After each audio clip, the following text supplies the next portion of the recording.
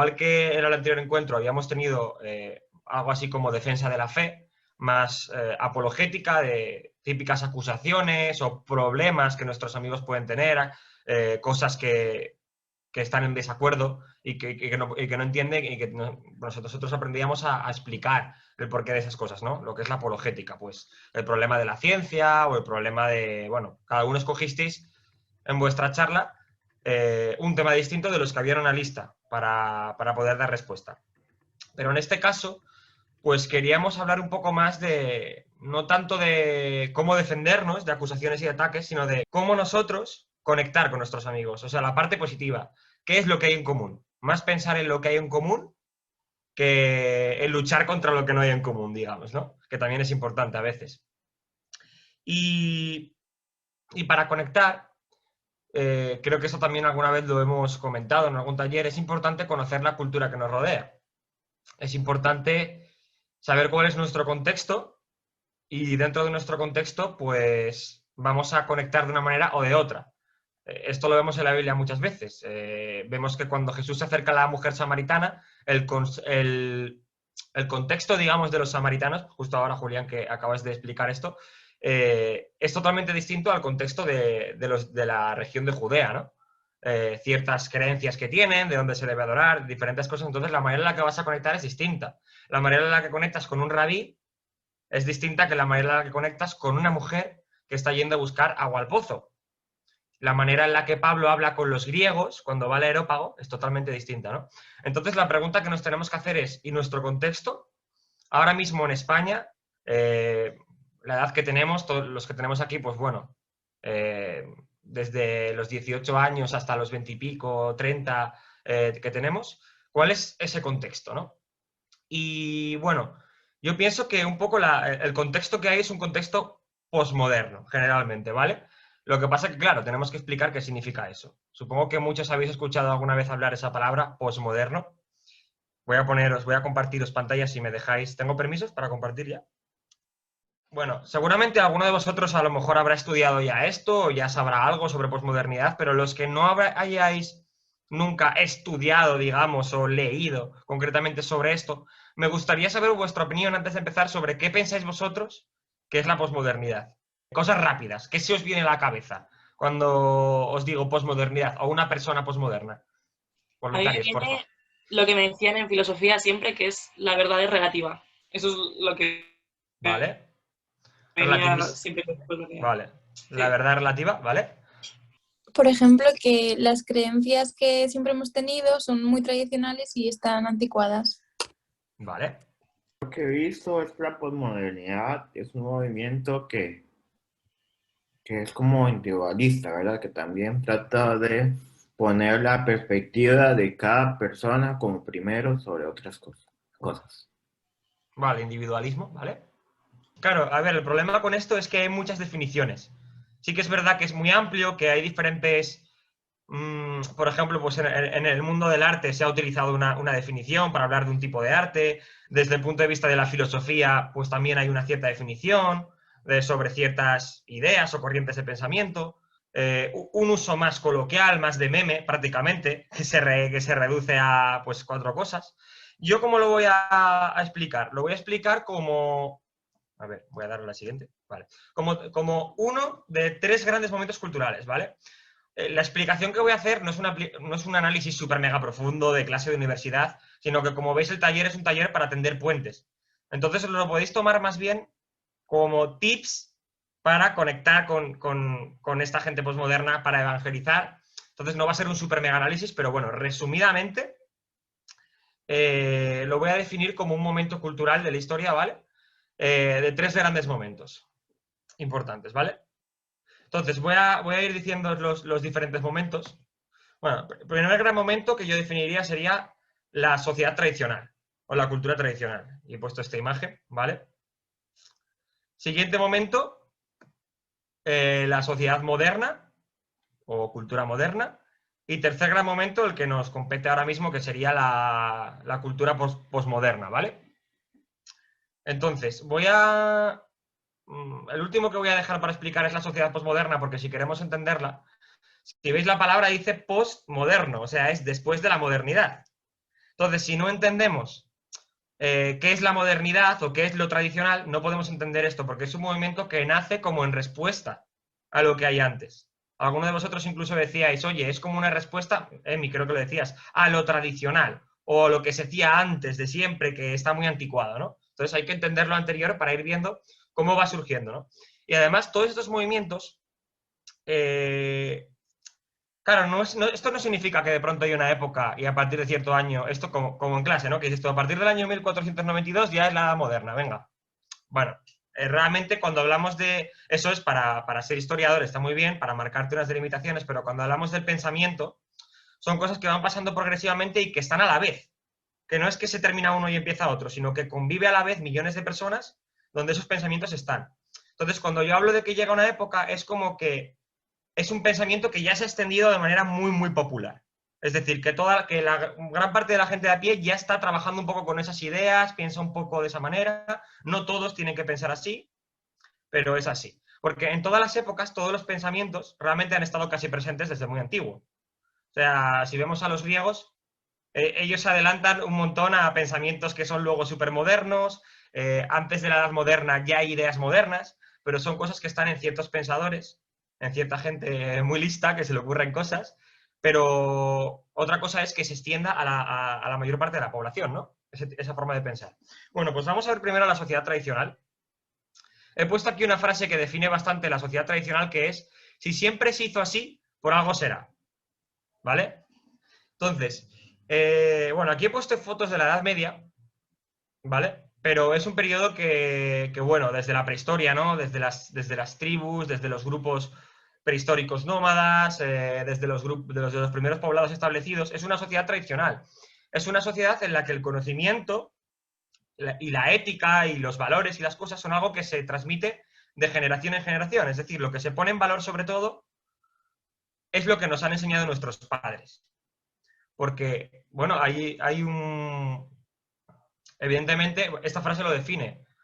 Tiene sentido pensar que algo que se ha estado haciendo durante miles de años, desde tantas generaciones, es algo que ha tenido, que ha pasado una prueba de mucho tiempo. Es decir, se ha mantenido a lo largo de muchísimo tiempo. Eso quiere decir que es útil, que es válido, que ha permitido que nosotros podamos vivir en nuestros poblados, ha permitido que toda la sociedad sea estable, ¿no? Este pensamiento, pues, es un pensamiento que se va alargando hasta la Edad Media. La tradición es súper importante. Hay una serie de cosas que están instituidas de generación en generación. Aquí vemos la foto del rey, por ejemplo. El linaje del rey es algo que viene de generación en generación, le viene de muchos años atrás. Lo hereda de sus antepasados. No es algo que se gesta en el presente, sino que es una línea que viene de atrás. Y bueno, aquí la Iglesia, la jerarquía de la Iglesia también, con toda la herencia de la tradición de la Iglesia, que va heredando todos los libros, todo lo que se va añadiendo con los diferentes papas, toda esa tradición que van recogiendo y que van heredando cada vez que ocupan su posición, ¿no? Vamos, aquí he puesto varias características. Primero, la fuente de autoridad es externa. Es decir, a la hora de pensar en autoridad política, autoridad religiosa, ética, de ideas, de pensamiento filosófico, de lo que sea, la fuente de autoridad es una fuente de autoridad externa. Es decir, la gente en general, lo popular, la mayor parte de la gente, no pensaba acerca de cuál es el mejor tipo de gobierno, cuál es el sentido de la vida, de la religión, de no sé qué, sino que hay unas fuentes de autoridad externas que son las que lo enseñan, ¿no? La política, la monarquía. La religión, pues la Iglesia católica. Bueno, he de decir que, quería decirlo al principio que se me ha olvidado, me estoy centrando en Europa, evidentemente. O sea, estos periodos estoy centrándose en la sociedad occidental, porque si vamos a Oriental o África, etcétera, pues obviamente es distinto, ¿no? Bueno, fuente de autoridad externa, siempre. Luego, ética teocéntrica. Obviamente Europa, como digo. Bueno, es una ética que está centrada en una autoridad externa también. O sea, está centrada totalmente en Dios. A lo largo de toda la Edad Media, contexto, nosotros nos estamos centrando sobre todo en España, pues bueno, Dios es el centro de la ética. Entonces, lo que está bien, lo que está mal, pues es realmente lo que dice la religión, lo que dice Dios. Vale. Teleología. Bueno, esto, o sea, a lo largo de la Edad Media hay como una mezcla entre la sociedad cristiana y la cultura grecolatina. También, toda la herencia que hay de los griegos, que los griegos sí que estaban bastante adelantados, podríamos decir que los griegos son unos precursores del pensamiento moderno, que luego vamos a explicar, ¿vale? Entonces voy a explicarlos después en la sociedad moderna, los griegos, porque son la caña. Aristóteles es el primero que escribe un libro sobre ética sistemático, completo, ¿vale? Bueno, escribe varios, pero uno de los más importantes es Ética Nicómaco, y esa ética tiene una gran influencia a lo largo de toda la Edad Media y se funde con el cristianismo, ¿vale? Y es una ética que está basada en los fines, que realmente es una ética como eso, es prácticamente la ética que tenemos los cristianos hoy en día, que es que hay una finalidad. Es decir, nosotros tenemos una finalidad en nuestra vida, hay un sentido en nuestra vida. Estamos aquí para algo, por algo. O sea, el ser humano tiene una finalidad de por sí. Entonces, hay una naturaleza que nosotros tenemos que encontrar en nosotros, que va a ser lo que nos dice cuál es la vida buena y cuál es la vida mala.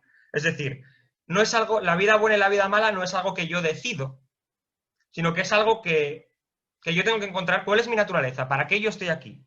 Y cuando yo sé como ser humano para qué estoy aquí, entonces puedo saber cuál es la vida buena, cómo vivir bien, qué es lo justo, qué es lo injusto.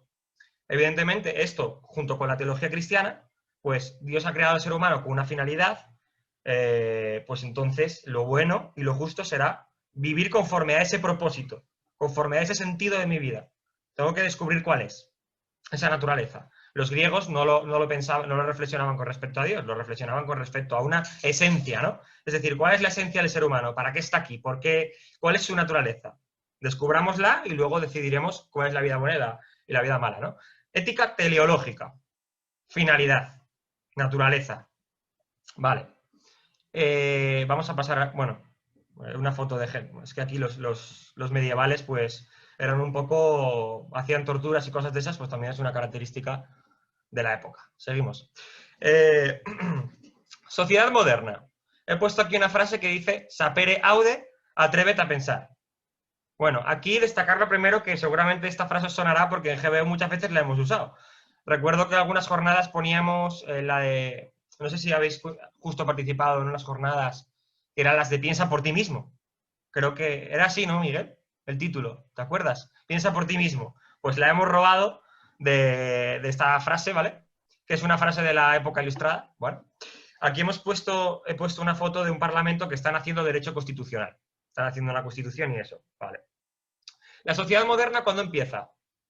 Bueno, hay mucho debate y tal, pero es, para mí, yo no estoy pensando tanto en periodos históricos como en pensamiento, entonces creo que la revolución científica es uno de los puntos más importantes.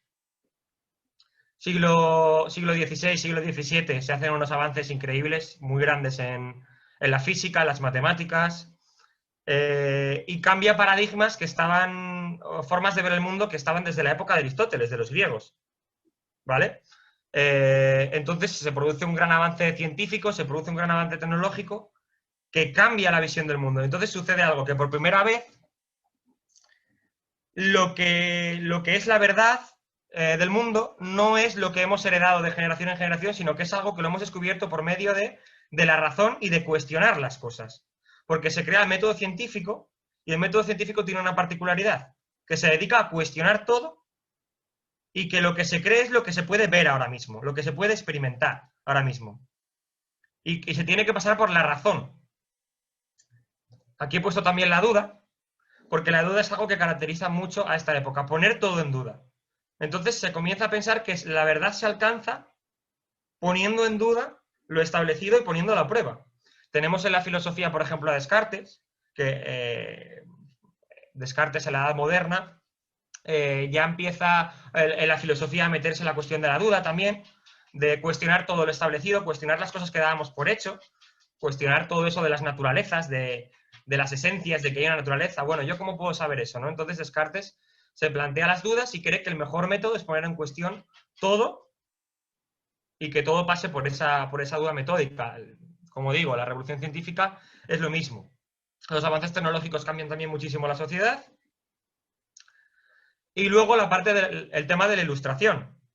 La Ilustración, un periodo en que todas estas ideas pasan también al tema del sistema de gobierno. Vemos aquí el derecho constitucional, a la parte de la ética, y empieza a cuestionarse la autoridad externa. La autoridad instituida que está ahí porque lo ha recibido de sus antepasados de generación en generación por tradición, se cuestiona y se pone a la razón como la cual debe ser la fuente de autoridad, ¿vale? La autoridad es la razón. Pues la gente como filósofos como Kant, pues hablan de que es necesario hacer uso de la razón pública. Como vemos aquí en el Parlamento, que es necesario que públicamente la gente pueda opinar, pueda debatir, pueda cuestionar las cosas y en cuanto a la ética, se pasa a un tipo de ética distinta que es la ética deontológica. ¿Vale? Os lo estoy resumiendo muchísimo, pero Kant, por ejemplo, propone una ética que es la ética deontológica, que pasa a ser bastante canon a partir de la Ilustración. Estamos hablando ahora mismo de finales del siglo XVIII, principios del siglo XIX, ¿vale? Y es la ética del deber. Esta ética no está basada en una naturaleza que ya está dada. Tú naces en este mundo y tú, como eres ser humano, pues perteneces a la naturaleza del humano, tienes que hacer lo que el ser humano tiene que hacer. No. Sino que nosotros, con nuestra razón, legislamos y decidimos por medio de nuestra libertad cuál va a ser un mundo mejor o cuál es la ética que debemos vivir conforme a lo que es razonable. No conforme a una naturaleza que ya existía de antemano, un propósito que ya estás aquí con un propósito, no hay un destino, un propósito predefinido, sino que nosotros somos legisladores autónomos. Cada ser humano legisla conforme a la razón. Entonces sí que se buscan cosas, verdades universales, ¿vale? Se buscan verdades universales y se busca progresar a lo largo de la historia. Es una visión progresista. Se considera que conforme va pasando el tiempo, pues los avances culturales, tecnológicos y al usar la razón, el mundo va a ser un lugar mucho mejor. La ética, la vida va a ser mucho más buena, todo el mundo vamos a estar digamos, en una organización mucho mejor, porque ya nos hemos hecho mayores de edad. Antes éramos menores de edad, tenía que haber una autoridad que nos ayudara, pero ahora que somos mayores de edad, que ya hemos descubierto cómo funciona la naturaleza por medio de la ciencia, cómo manipular la naturaleza con la tecnología, pues vamos a ir progresando por medio de eso y usando cada uno la razón, ¿vale? Esto obviamente está como súper resumido, ¿vale? Pero no puedo tampoco. Y es muy importante la objetividad de las verdades universales. Lo que pasa es que las verdades universales y la objetividad no está dada por Dios o por unas entidades instituidas, sino que las verdades se buscan por medio de la razón. Entonces hay que encontrar como patrones universales, por ejemplo, la ciencia, pues se encuentran leyes universales, la gravitación, la no sé qué, leyes y estructuras que encontramos que son racionales, pero que las hemos encontrado nosotros, que en la ética sería lo mismo. Nosotros encontramos patrones que nos vienen mejor a todos. Contratos sociales que entre todos decidimos, pero que son racionales, tienen un sentido y son mejores que otras opciones. Por lo tanto, sí que hay objetividad y sí que hay verdades universales. Y luego está el cientificismo. El cientificismo lo quiero mencionar como uno de los obstáculos que a veces podemos tener con la gente moderna, que es pensar que todo, absolutamente todo conocimiento se reduce al conocimiento científico. Esto es un problema que surge en la sociedad moderna y es que se acaba la filosofía. Es una lucha contra la filosofía en la cual ya la filosofía no sirve para nada, ya la teología tampoco sirve para nada, sino que solo la ciencia es un método para conocer verdades. Por lo tanto, la única verdad es el mundo físico, las relaciones de causa y efecto, las matemáticas, pero no hay ningún otro tipo de verdad. Eso es el cientificismo. ¿Vale? Entonces, por tanto, el cientificismo hace que la religión pueda verse a veces como un mito. ¿Vale? Porque se ve como eso que se ha heredado de generación en generación y que no te puede ofrecer ningún tipo de verdad. Es el anterior tipo de verdad, el mito. Ahora estamos en la época de la ciencia, error, ¿no? Entonces, pues a mí me pasa esto, ¿no? Que a veces quiero dejar de filosofar, but I can't. Siguiente. Sociedad posmoderna. Llegamos a la chicha del asunto, ¿vale? He puesto esta frase. Cualquier proyecto de vida buena, universal, es indeseable. Lo importante es proteger la libertad individual. ¿Vale? Es una frase un poco larga, pero bueno, espero que se entienda. Vale. Sociedad posmoderna. Subjetividad. Todo es una interpretación. Vale. ¿Qué pasa? A lo largo del tiempo, bueno, como siempre os digo, me remarco otra vez, el que sepa de estas cosas, estoy haciéndolo muy básico y muy resumido, ¿vale? Pero sé que es mucho más profundo. Pero comienzan a suceder unas cosas, una serie de cosas en la sociedad que van llevando a tener este pensamiento subjetivo y de la interpretación. Surge, bueno, algo con lo que estamos familiarizados los cristianos, que es la hermenéutica, ¿vale? La hermenéutica es un movimiento filosófico muy importante que empieza a hablar de que el ser humano, todo lo que conoce es una interpretación. ¿Qué quiere decir esto? Nosotros incluso la hermenéutica la hemos utilizado para estudiar la Biblia. ¿Por qué? Porque nunca habéis escuchado de que un versículo fuera de contexto es un pretexto. Es una frase muy famosa. Y es que es necesario conocer el todo, una visión del todo, para conocer los hechos individuales. Si yo veo un versículo o algo que dice Jesús, no lo voy a entender si no sé toda la historia de Jesús. Puedo malinterpretarlo. Necesito una visión del mundo. Cuando yo veo a una persona hacer algo, yo tengo unas ideas preconcebidas, unos prejuicios. Entonces, es una época en la que se da cuenta de que todos tenemos prejuicios y que además esos prejuicios dependen de la época histórica en la que estás y de la cultura en la que estás. Surge también la antropología cultural, que son gente que se va a diferentes lugares primitivos, que están aislados, y entonces empieza a haber diferencias culturales, éticas, en muchos sitios, y dicen, un momento, que esto que habíamos dado por hecho, que es lo normal y que todo el mundo es así, que es natural, en diferentes culturas es distinto. Entonces, como es distinto, me estoy dando cuenta de que esto es más subjetivo de lo que pensaba. No es algo natural que siempre es así. Y empieza a surgir estas formas de pensar, ¿vale? La subjetividad, todo es interpretable, el relativismo moral, como os he dicho. Esto también es por eso, porque también el mundo occidental que comienza a expandirse, que conoce África, que conoce pueblos indígenas de América también, ¿no? Se ve esa diferencia moral y eso influye también a la hora de pensar que quizás lo que nosotros pensamos que aquí está bien, allí es lo contrario, etcétera, ¿no? Relativismo moral. También lo habíais mencionado, creo. O sea, relativismo moral es, no hay nada que esté bien o que esté mal para todo el mundo, universalmente, sino que depende de la cultura. O sea, que lo que está bien y lo que está mal está decidido por el lugar donde vivo. Este conjunto de población, pues por X razones, vete tú a saber, históricas, hemos decidido que esto es bueno. Y otro lugar, como su historia ha sido distinto y pasaron otras cosas o otras religiones o lo que sea, decidieron pues lo contrario. Y nadie puede contradecirlo porque ¿qué es lo que mide? ¿Quién tiene la razón? ¿No? Eso es uno de los pensamientos característicos. Hay otro, la vuelta a la espiritualidad y a la experiencia personal. Aquí hay algo muy importante. Bueno, voy a darle el siguiente, que está relacionado con esto, que el progreso técnico y científico no tiene por qué mejorar la sociedad. El pensamiento posmoderno, sobre todo, el boom más fuerte es en la segunda mitad del siglo XX y luego ya, por ejemplo, en España, el estallido más fuerte es a partir de los años 2010 a ahora. Y se suele decir muchas veces que una de las cosas más importantes que lleva este pensamiento es la decepción de la cultura occidental con el problema de los grandes totalitarismos. Es decir, pues con todo el tema del comunismo, con todo el tema del nazismo, del fascismo, en España también el franquismo, la Segunda Guerra Mundial, la Primera Guerra Mundial.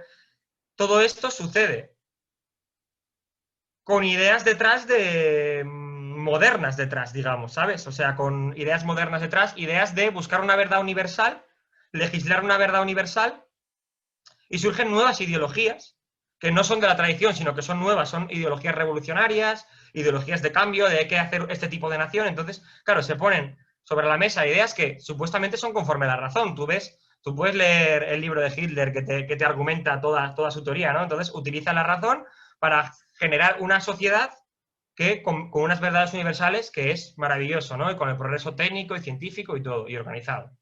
Pero claro, puede ser distópico. Entonces aquí se empieza a valorar lo que he dicho en la primera frase, la libertad individual. Es decir, lo importante no es conseguir un gran proyecto, como se ha hecho en esa época, de vamos a hacer una gran nación con unas buenas ideas, que todo, sino lo importante es, no, mira, todo eso lleva a una cosa muy mala, lleva siempre a problemas, alguien va a imponer algo universal, hay que salvaguardar la libertad individual. Entonces, como ya nuestro sueño de superación y de felicidad no es el progreso técnico y científico para una sociedad súper guay, porque eso falla, pues eso hace que tendamos a volver a la espiritualidad y a la experiencia personal. Lo que importa es que tú seas feliz, individualmente. No vas a conseguir un proyecto totalitario universal, pero tú puedes encontrar una forma de vida que te puede hacer feliz. Y entonces por eso te atrae la espiritualidad. Se han puesto muy de moda tema oriental, tema meditación, tema chakras, cosas, porque se buscan experiencias individuales que te puedan hacer feliz y que te puedan dar paz, ¿vale? Individuales, experiencia personal. Entonces, ¿cuál es el problema? En el anterior, con nosotros, ¿cuál es el problema? En el anterior veíamos que la religión se puede ver como un mito, que es falso, y hay una nueva forma de pensar que es la ciencia. Y aquí, ¿cuál es el problema? Que se puede ver como represores de la libertad. Porque cuando el valor máximo es la defensa de la libertad individual y la lucha contra las ideologías y los totalitarismos, pues la política y la religión puede ser un represor de la libertad. Por eso, con vuestros amigos, probablemente el mayor problema que podéis tener a la hora de hablar de política y de religión siempre es el ético. No es el de esto es verdad o no es verdad o la ciencia demuestra, no, normalmente es, oye, pero es que esto me niega mi forma de vida. Oye, pero es que esto es represor y está anticuado. Ese es el principal problema que suele haber ahora. Aquí os pongo una imagen. Pues mira, hay la interpretación, ¿no? ¿Es un 6 o es un 9? ¿Es 4 o es 3? Bueno, aquí tenemos ahora a Simpson. Una manifestación. Vale, entonces voy a poner una serie de barreras principales ya directamente con el Evangelio, ¿vale? Problemas que nos podemos encontrar. Estas barreras son importantes que las miremos porque es como pasaba con Pablo cuando iba al Areópago, ¿no? Esto Andy Wickham nos lo explicaba, creo que a vosotros lo había explicado también en Proclama, que el momento en el que Pablo en su predicación en el Areópago llega a la parte de la resurrección es como el punto de no traspasar. A partir de aquí ya no puedes seguir hablando. Le dice, no, bueno, fuera de aquí, ¿no? Se dice que incluso el lema que había ahí era, no existe la resurrección de los muertos. Entonces es como Andy Wickham nos decía que era como una cosa que dejaba a Pablo al final del todo. Que si tenía que tener una conversación, dice, lo voy a decir cuando llegue su momento, porque hay que decir todo, pero voy a decirlo al final del todo, porque si no, no voy a poder decir nada. A partir de aquí no puedo traspasar, ¿no? Entonces, barreras.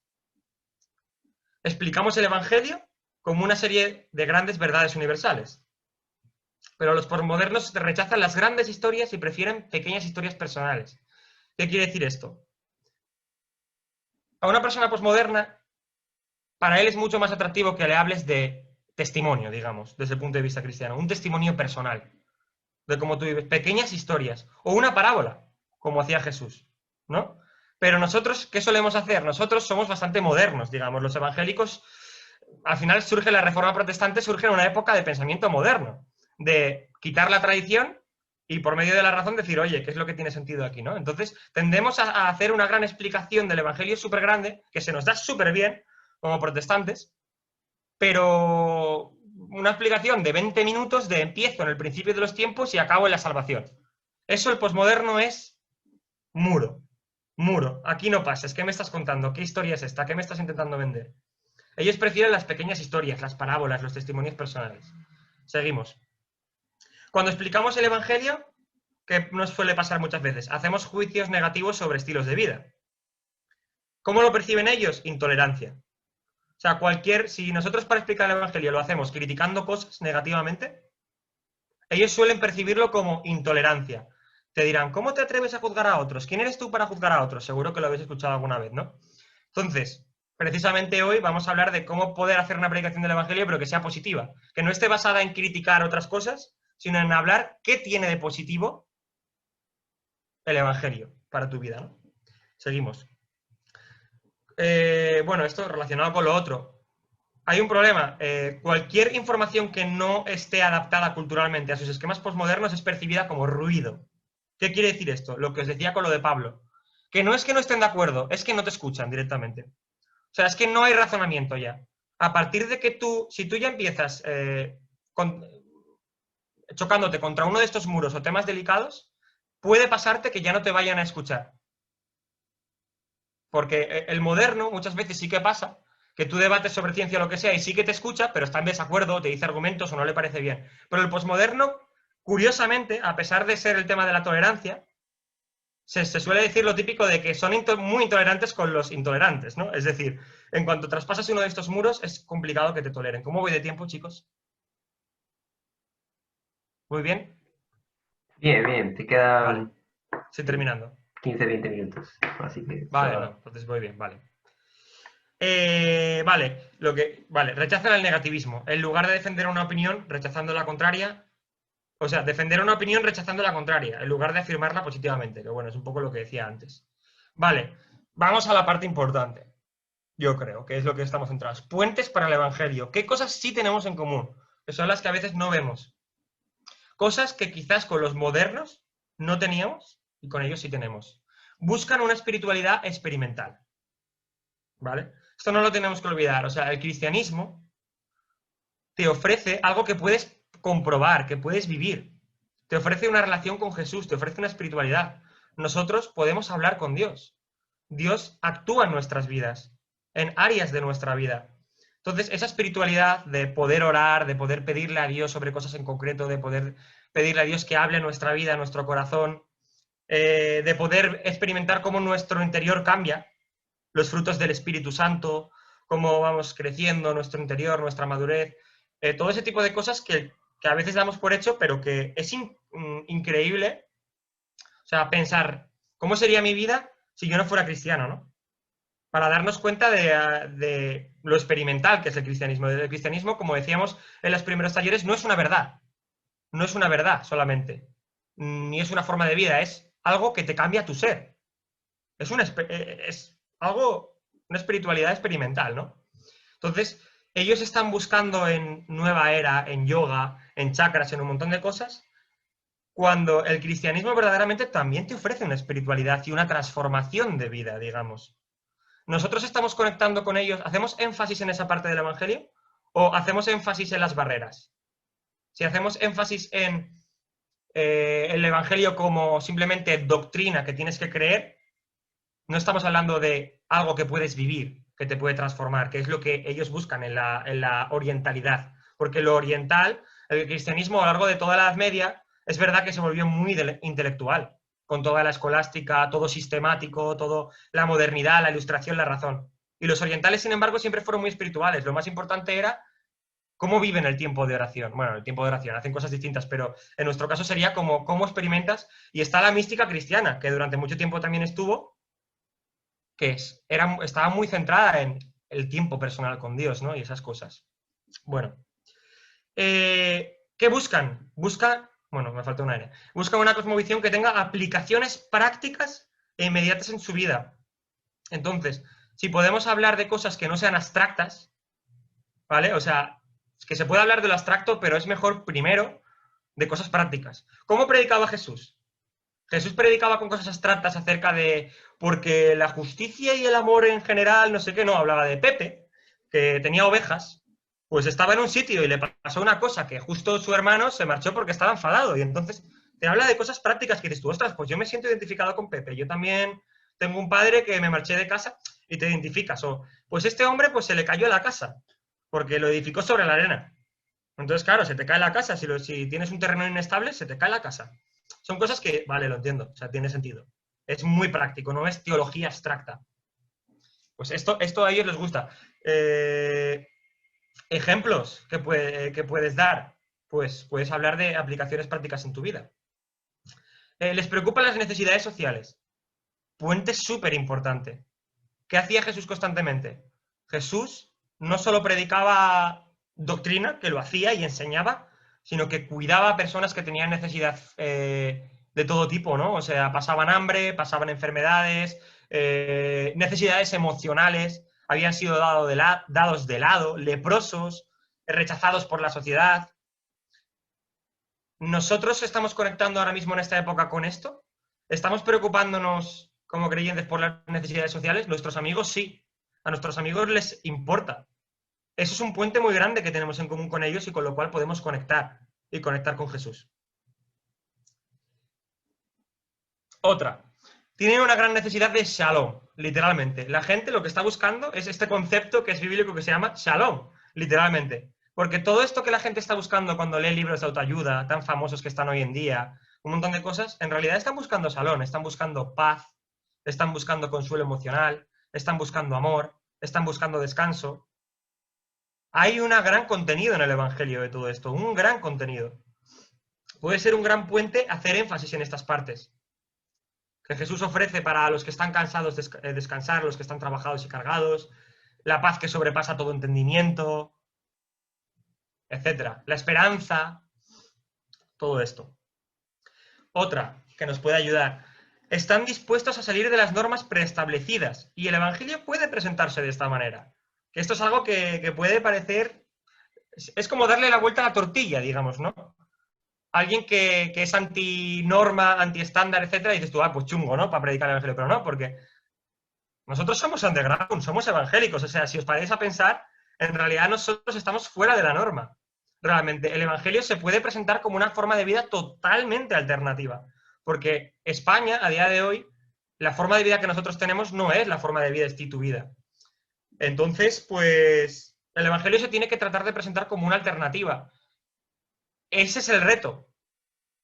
Cambiar esa visión del Evangelio como algo de esto es lo normal, esto es lo tradicional, lo que siempre se hace, como no. Mira qué forma de vida tan alternativa que estoy viviendo, que es totalmente distinta y se sale de las normas preestablecidas. Yo esto lo llamo darle la vuelta a la tortilla. Se puede hacer, se puede presentar de esa manera el Evangelio. Hay que pensar, cuando hagamos nuestras charlas, la manera de presentarlo así. Buscan guías espirituales que les den pautas prácticas de vida. Ojo, esto con los modernos no pasaba y ahora está volviendo a pasar. ¿Vale? En la sociedad moderna bueno, esto es algo que quería comentar también, que se me ha pasado. No todo el mundo, todos los amigos que tenemos ahora mismo son 100% posmodernos, porque ya estamos en esta época, ¿no? Hay gente que tiene un pensamiento muy moderno, hay mezcla de los dos, las dos cosas conviven, ¿vale? Por ejemplo, si tú vas a una facultad de ciencias, en mi experiencia, hay mucho del pensamiento moderno, porque el pensamiento moderno, o sea, el baluarte del pensamiento moderno a día de hoy, digamos que es la ciencia. Vas a una facultad de humanidades o de ciencias sociales y sí que está mucho más fuerte el posmodernismo. Pero la ciencia es baluarte porque la ciencia no puede transformarse en posmoderno, porque la ciencia es súper moderna, busca razones universales. Entonces, si tú estás con amigos súper científicos, súper rollo, pensamiento moderno, verdades universales, la razón y tal, esos son muy ilustración, son muy emancipación, soy individual, no necesito a nadie que me guíe. Pero sí que el posmoderno sí que se están empezando a sentir atraídos por gurús, por decirlo de alguna manera. Por gurús, pero que no son precisamente cristianos. Gente que les presenta un estilo de vida súper guay. Lo ves en Instagram, lo ves por aquí, por tal. Una persona que es un modelo a seguir porque mira qué estilo de vida más guay. Toma smoothies. Bueno, hacemos el meme, lo típico, en plan de soy así como underground, soy ecologista, hago esto, lo otro, me tomo este smoothie y hago esto y lo otro. Y ellos lo ven como un modelo de vida a seguir y gente que quieren seguir. Y que escuchan a esa gente, pautas prácticas. Y bueno, guías espirituales, bueno, lo que digo, lo oriental, libros de todo tipo de personas que te dicen cómo vivir, cómo hacer esto, no sé qué. Entonces, no es que te den una pauta ética de cuál es lo bueno y qué es lo malo, sino que te dan pautas prácticas para la vida, sabiduría.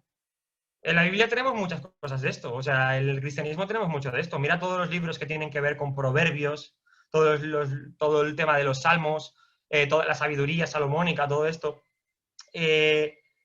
Prácticas, cosas prácticas. Nosotros podemos ser un modelo a seguir para estos amigos.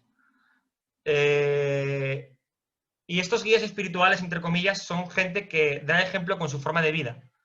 No es algo, un modelo que tú vendes teóricamente, sino que si tú tienes una forma de vida que da unas pautas prácticas de la vida, eso va a ser atractivo para ellos. Por lo tanto, hoy en día es más importante que nunca un cristianismo que se vive, que es ejemplo práctico. Un cristianismo que no necesita tantas palabras y que sí necesita que, como decía Rebecca Malepipe, dice que estás haciendo algo mal si tus amigos no te preguntan por qué eres así. O sea, antes de que tú les tengas que explicar quién es Jesús o qué es lo que crees, ya ellos te tienen que preguntar, oye, tu forma de vida es una forma de vida distinta, me da intriga, quiero saber más. Y te preguntan, ¿no? Pues esto es más importante que nunca. Y luego yo aquí ya, en un apartado final, he puesto posibles soluciones que se me ocurren a mí, posibles cosas prácticas que se pueden hacer, que molaría incluso que otros días que podamos hablar y que vosotros deis ideas. Vale. Una que yo pienso. Empezar hablando de Jesús. O sea, empezar hablando directamente de Jesús. Pero hablar de Jesús como alguien que se puede conocer y experimentar. O sea, en vez de empezar, si tienes un amigo que es posmoderno, en vez de empezar hablando de doctrinas, qué es el pecado, cuál es la separación, no sé qué, que son cosas importantes que aprendemos aquí también, todo ese evangelio. Hablar de Jesús como algo que puedes experimentar y conocer. Ejemplos.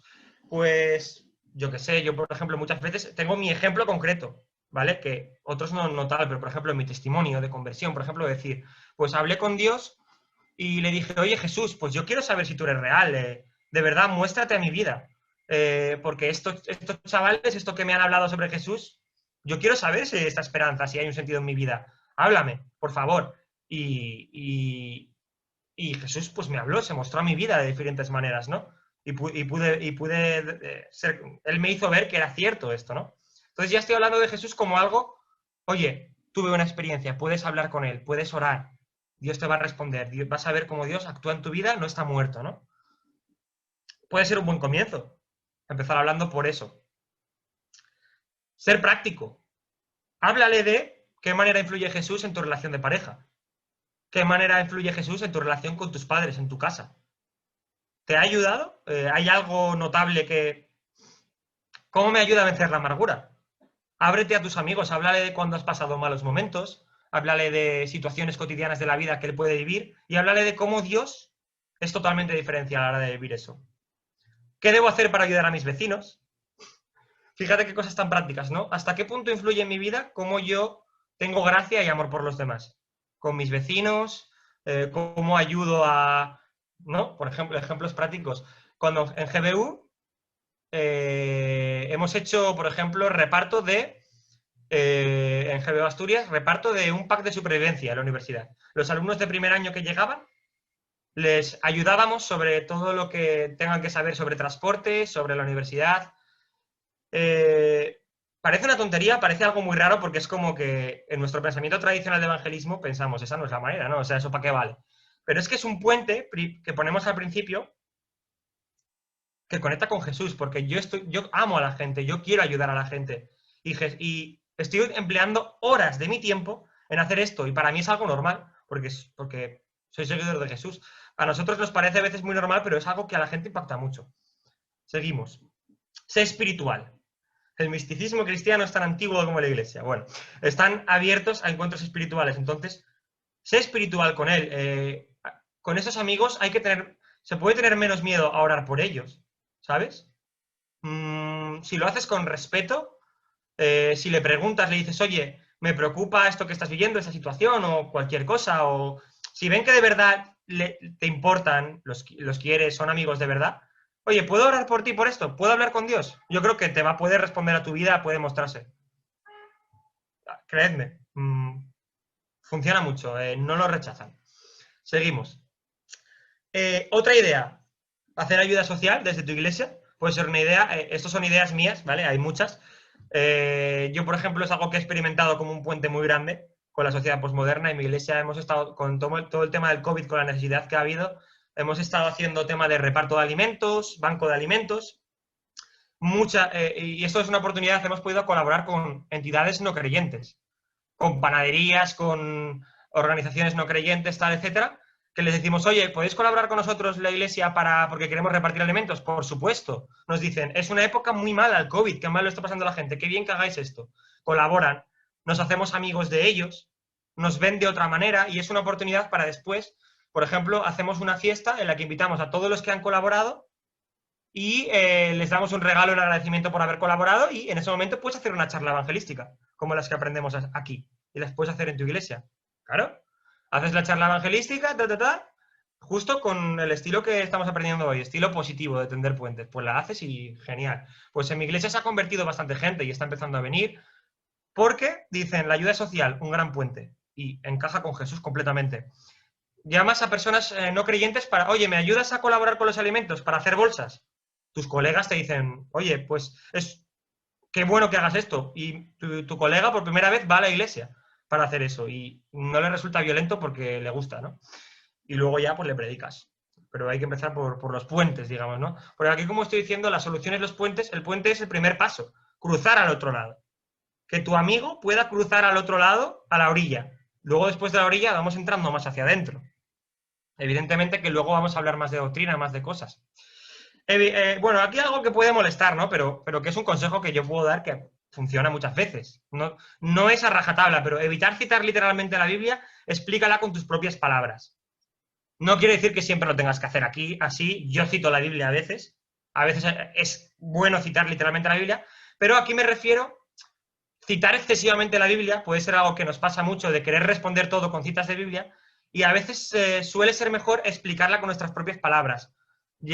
Contextualizarlo un poco, parábola, ¿no? Incluso utilizar un poco el sentido del humor para que lo entiendas. Entonces, al final estás diciendo el mismo versículo, la misma enseñanza, pero tu colega pues lo va a entender un poco mejor. Es una utilidad que a veces viene bien.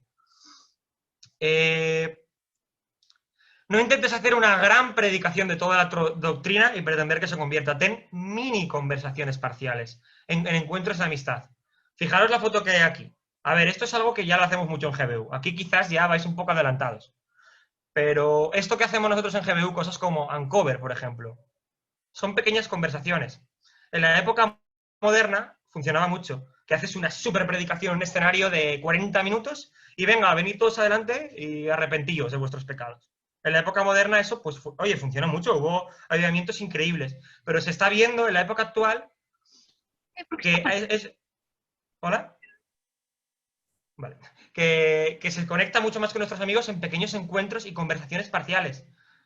Pues aquí estamos tomando un café con un Uncover y primero hablo de una pequeña cosa sobre Jesús. Otro día hablamos de otra pequeña cosa. Otro día de otra cosa. A mí me ha pasado. Sientes la necesidad de que si no cuentas todo, de principio a fin, la estás liando. Porque igual te piras y ya se perdió y ya no hay más oportunidades. Pero si son tus amigos, que los ves todos los días, que estás en la universidad, no, a ver, puedes hacerlo poco a poco y va a ser mejor que si intentas soltarle toda la chapa. La chapa, si le sueltas la chapa, a lo mejor ya no vas a poder seguir hablando con él. Entonces, poco a poco, hay muchas cosas, están cover, están alfa. Podéis preguntarnos a nosotros también sobre proyectos que se están haciendo en diferentes partes de España, concretos. Hay muchas maneras. Cafetería, tomar algo, charlar, muy guay. Ahora que estamos con el COVID, se pueden hacer cosas por Zoom. Lo que estamos haciendo también de que puedan ver la charla y luego estar hablando en el Zoom es muy guay, que lo aprovechemos. La conversación, el ambiente distendido. Ir poco a poco. Aquí pongo un ejemplo. Aquí no hay guías ni cosas que se tengan que seguir a rajatabla, pero un ejemplo de cómo cambia el paradigma, de cómo podría hacerse un evangelismo antes y cómo ahora, ¿vale? Primero, empezar hablando de qué manera puede ser relevante Jesús en su vida. Invertimos la ecuación. En lugar de empezar por la doctrina, hablamos de tu vida concreta, personal, cómo puede ser relevante en áreas de tu vida.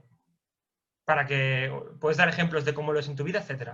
Segundo, despertar el interés de imaginar posibilidades. Esto es algo que a los posmodernos les gusta, es simplemente imagínatelo.